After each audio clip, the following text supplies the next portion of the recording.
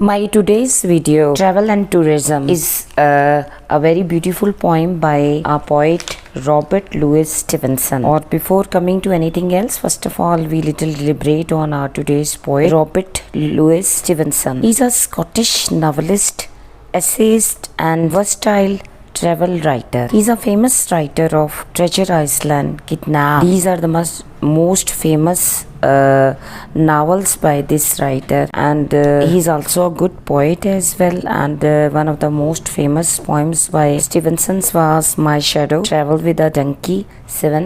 One of the reason of his travels and was that he in his childhood a very sickly sort of a child with serious lungs problem that led him to spend many years as a writer traveling the world in the search of a climate that is healthier than Britain. तो अभी हम थोड़ा सा speculate करते हैं theme of the poem की तरफ. Poem में क्या है? The poem speculate on the breakthrough from unknown and embracing a sense of independence. The poem highlights a deep appreciation for nature and the beauty of the world. It emphasizes the wonders of the natural world and the joy of experiencing its first hand through travel. तो अब आ जाते हैं इसकी stanza to stanza आर्टिसी और explanation की तरफ. तो first of all we speculate on the first stanza.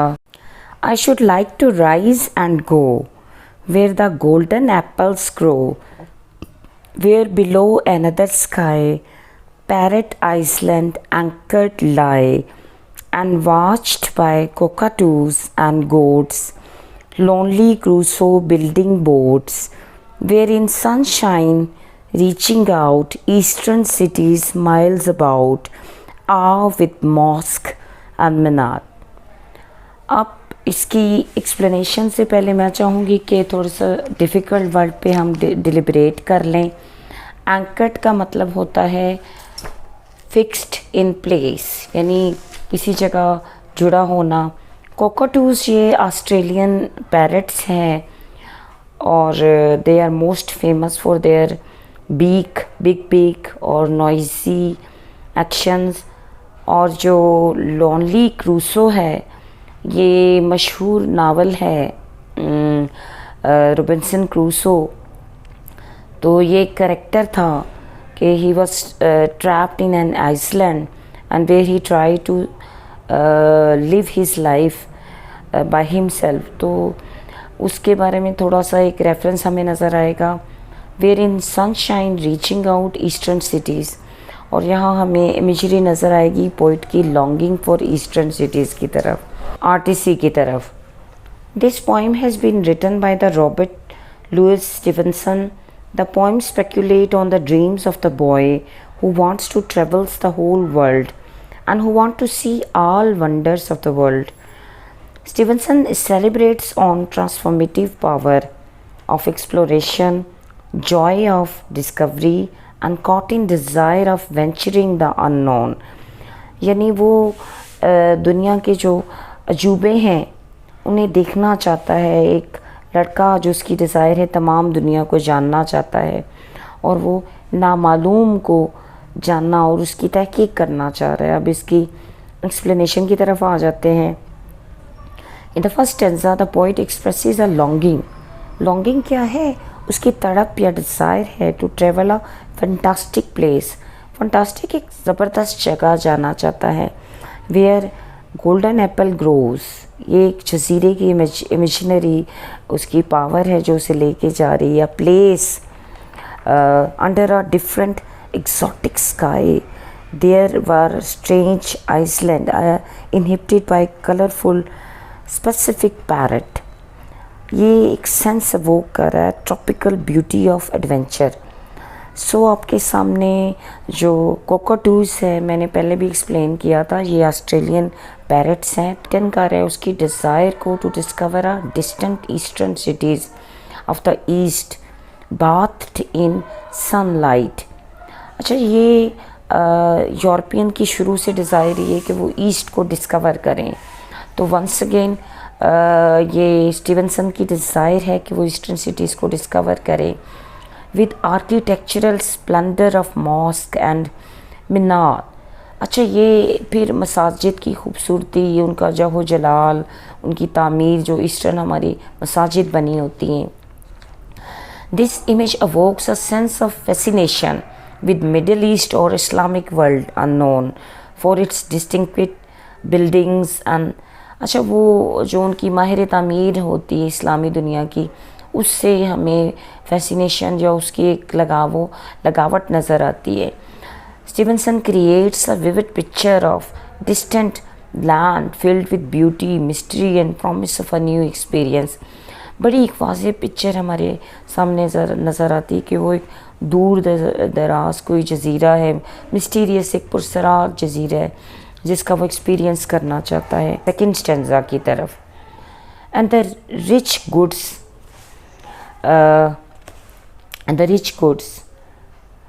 among the sandy garden sets, the rich goods from the near and far hang for the sale in the bazaar, where the great wall around China goes, and on one side the desert blows, and with bells and voice and the drums, cities on the other hum. Where are the forests hot as a fire, wide as England, tall as a spire, full of apes and coconuts, and the negro hunters huts. अच्छा, फिर एक बार फिर आपके सामने मैं इसकी एक garden की इमेजरी है, और सैंडी गार्डन यानी ये कोई रेगिस्तानी गार्डन भी हो सकता है, और उसके साथ हम देख रहे हैं एक बाज़ार है जहाँ चीज़ें सेल पे लगी हैं. फिर उसकी इमेजिनेशन राइटर की उसे चाइना की ग्रेट वॉल की तरफ ले जाती हैं, जहाँ एक तरफ डेजर्ट है और एक तरफ फॉरेस्ट. फिर दोबारा उसके इमेजेस उसको फॉरेस्ट की तरफ ले जाते हैं जो फुल ऑफ एप्स है. अब इसकी paraphrasing देख लीजिएगा. In these lines, the poet continues with his exploration of fantastical place.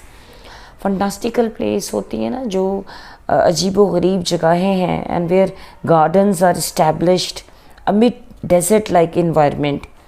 The rich goods from near and far, hanging for sale in the bazaar, evokes a sense of busy marketplace filled with valuable items.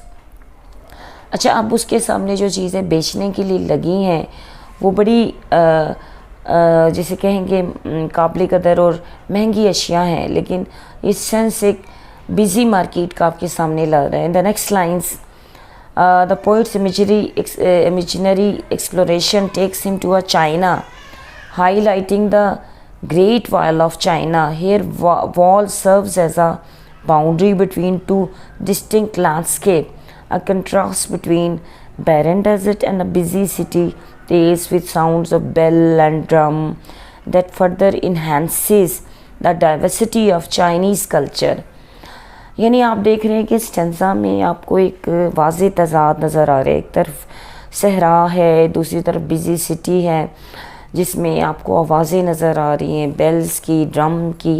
ये एक आपको Chinese culture या सकाफ़त का एक इम्तज़ाज आपको नज़र आएगा इन stanza में ना. तो in this stanza again we observe elements of different cultures, from bazaar of the Middle East to the Great Wall of China, and the poet's deep desire to explore the wonders of the world. यानी वो चाहता है कि दुनिया के जो अजूबे हैं उसको वो जाने, दरियाफ्त करे. तो अब आ जाते हैं हम थर्ड स्टेंजा की एक्सप्लेनेशन की तरफ, और उससे पहले लाइंस की थोड़ा सा मैं चाहूँगी आपको एक्सप्लेन करूँ, बताऊँ. तो come to the third stanza. Where the naughty crocodile lies and blinks in the Nile. ये रिवर नाइल की बात हो रही है. And the red flamingo flies hunting fish before his eyes. Where in jungles near and far, man devouring tigers are lying close and giving ear, lest the hunt be drawing near, or a comer by be seen, swinging in planquin where among the desert sands. अच्छा, अब आपके सामने हम देखेंगे कि कुछ different imagery. अब की बार एक क्रोकोडाइल की इमेजरी है आपके सामने नॉटी क्रोकोडाइल। अच्छा, ये एक आप कह सकते हैं इट ब्लिंक्स, यानी हमने देख रहे हैं कि रिवर में वो ब्लिंक कर रहा है, लेटा है और वो उभरता है, निकलता है। फिर एक फ्लेमिंगो जो है ये एक सम sort of a tall wading birds है, long known for its long legs. तो वो हमें नज़र आएगा। He was hunting before his eyes, he was hunting the fishes. साथ ही उसकी इमेजिनेशन उसे जंगल्स में ले जाती है जहाँ ही was observing the man devouring tigers, यानी जो मैन कंज्यूमिंग या ईटिंग टाइगर्स जो हैं उसे नज़र आ रहे हैं। They were laying close to him and they were sensing that either their hunting or their hunt will be there or they were searching for it, और इमेज आ जाता है। तो अब इसकी पैराफ्रेजिंग की तरफ आ जाते हैं। अब ये प्लैंक्टन के बारे में थोड़ा सा मैं एक्सप्लेन कर दूँ। ये it was some sort of a covered litter है कैरिड बाय सेवरल पीपल और typically with long handles on each side, है ना। तो ये इसको थोड़ा सा मैं पैराफ्रेजिंग इसकी देखिएगा please. In these lines the poet continue with his exploration of इसमें हम देख रहे हैं कि डिस्क्राइब कर रहे हैं। The poet describes the famous river Nile and its wild life. जो इमेज है आपके सामने, the naughty crocodile laying and blinking his eyes evokes the image of ancient looking crocodile resting on the banks of the river Nile while red. अच्छा, यानी हम देख रहे हैं कि ये कोई एशियन क्रोकोडाइल है जो रिवर नाइल के किनारे कहीं रेस्ट कर रहा है। और फिर दूसरा इमेज वही हमें वाइल्ड लाइफ को चूँकि डिपिक्ट कर रहा है ये स्टेंजा। तो रेड फ्लेमिंगो, ये मैं आपको बता रही थी कि ये हंटिंग बर्ड है, तो that suppose to be flies by and hunts the fish in the river. ये क्या इन्हांस कर रहे हैं the diverse ecosystem of the river Nile, कि रिवर नाइल का जो इकोसिस्टम है वहाँ किस किस्म के एनिमल्स हैं और बर्ड्स हैं। Again the stanza shifts to, और फिर वहाँ उसके इमेजिनेशन से शिफ्ट करके जंगल में ले जाती हैं। Where fierce tigers are laying in wait listening for the signs of hunt or any upcoming danger approaching near. अच्छा, इस स्टेंजा, ये जो स्टेंजा हम देख रहे हैं, number 3rd stanza, this stanza emphasize the imaginative journey of the poet from banks of the river Nile and its wildlife to the dangerous jungles where tigers are hidden for their hunt. Again, the stanza captures the beauty and the diversity of the distant lands, showing the poet's desire for discovery. यानी इन stanza को जंगल से, कहाँ आपने देखा river Nile से शुरू होता है, जंगल पे फिर उसकी इमेजिनेशन ले जाती हैं। फिर हमने देखा जंगल में वो देख रहा है कि टाइगर्स जो हैं वो अपने शिकार का इंतज़ार करें। तो ये स्टेंजा में आपको एक वर्सटैलिटी नज़र आ रही है, डाइवर्सिटी नज़र आ रही है डिस्टेंट आइलैंड की और पोइट की डिज़ायर की, डिस्कवरी की। वो नए नए जगहों पे जाना चाहता है, उनका विज़िट करना चाहता है, उसकी ट्रैवलिंग नेचर उसे इन्हेंस कर रही है। अब आ जाते हैं नंबर 4 स्टेंजा की तरफ।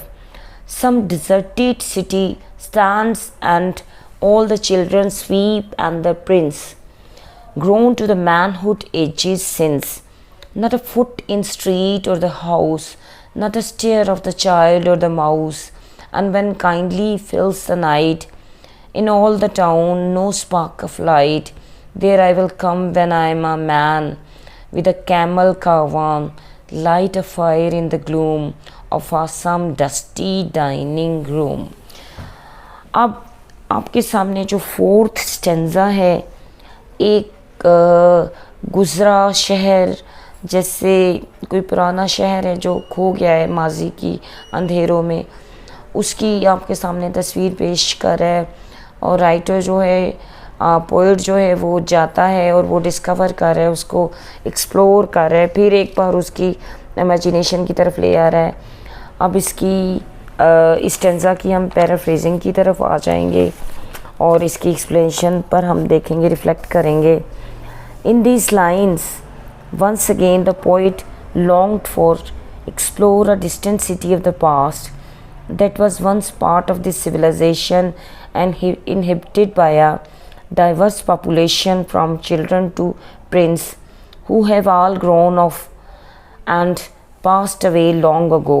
अच्छा, अब इस शहर में जो पोइट जिससे जहाँ जाने की ख्वाहिश रख रहा है वहाँ हर तरह के लोग थे, यानी गरीब गुरबा से लेके अमीर तरीन शहज़ादे जो अब गुज़र चुके हैं या फिर ग्रोन अप होके इस दुनिया से जा चुके हैं, उनकी एक आपके सामने पिक्चर पेश कर रहा है. जो फ्रेज़ आपके सामने नज़र आ रही, sweep and prince, it suggest the people of all social groups from lowest to the highest. The city is now completely deserted with no signs of life, no footsteps in the streets or the houses, and no movement even from a child or a mouse. और आप देखते हैं as the light falls, जो ही रात आती, the city remains in complete darkness with no light. अच्छा, इसमें जो वर्ड एक kindly आपको नज़र आया है, the word kindly emphasize the image of peace within entire desolation.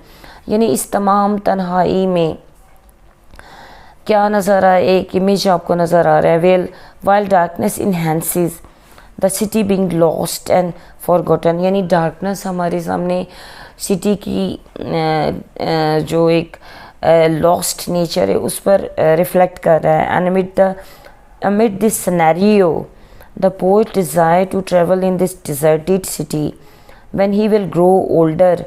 Leading a camel caravan again evokes the sense of adventure by exploring deserted places of the past, and his desire to bring back to the deserted place by lighting a fire in a dusty abandoned dining room, or symbolic of a bringing life and warmth to the places that has been dark since ages. This action enhances his desire to connect the past and reclaim something from this past city. Enhance, अच्छा, इस सारे stanza में, fourth stanza में हमने देखा कि एक पहले से डिजर्टेड सिटी में जाता है और उसमें वो ज़िंदगी के आसार तलाश कर रहा है, और जब वो लाइटर ऑन करता है, लाइट चलाता है, तो ये इंडिकेशन है कि वो इसमें ज़िंदगी के आंसर लाना चाह रहा है और वो पास्ट में से कुछ अच्छा तलाश करना चाह रहा है. अब आ जाते हैं हम लास्ट स्टैंजा की तरफ.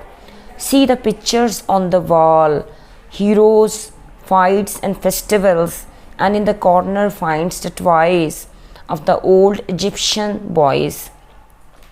और अभी इसी ये जो लास्ट स्टैंजा है, ये इनफैक्ट जो फोर्थ स्टैंजा है उसी की कॉन्टीन्यूटी है. इसमें आपको उसी शहर में, जो एक खोया शहर है, उसमें वॉल्स पर उसे कुछ पिक्चर्स नज़र आ रही हैं. ये पिक्चर हीरोज़ की भी हो सकती हैं, शायद वो वहाँ की जो तहज़ीब थी उनके फेस्टिवल्स की, और उसे कॉर्नर में कुछ इजिप्शियन बॉयज़ की पिक्चर टॉयज़ नज़र आते हैं. तो अब इसे हम प्रॉपर इसकी पैराफ्रेजिंग देख लेंगे इसी स्टैंजा की. In this stanza once again the poet speculate on this Asian and deserted city of past, focusing on the remains of its past, यानी वो उसके जो बकाया जात हैं उस पर थोड़ा फोकस कर रहा है, उस पर गौर फिक्र कर रहा है. And while observing the Asian paintings on the walls of the abundant city. Abundant होता है ना, एक जो तर्क किया हुआ, छोड़ा हुआ शहर है. These images depict heroes, battles and festivals, indicating scenes of valor and celebration, reflecting their culture and way of living. Or in a corner of one of rooms, the speaker imagines he finds the toys that once belongs to Egyptian children of the past. Such images reflects the way of living, their way of living of that particular era. This artistic depiction of the artifacts like children toys emphasize the connection between the past and the present, as the poet contemplate on the lives of those people of the past.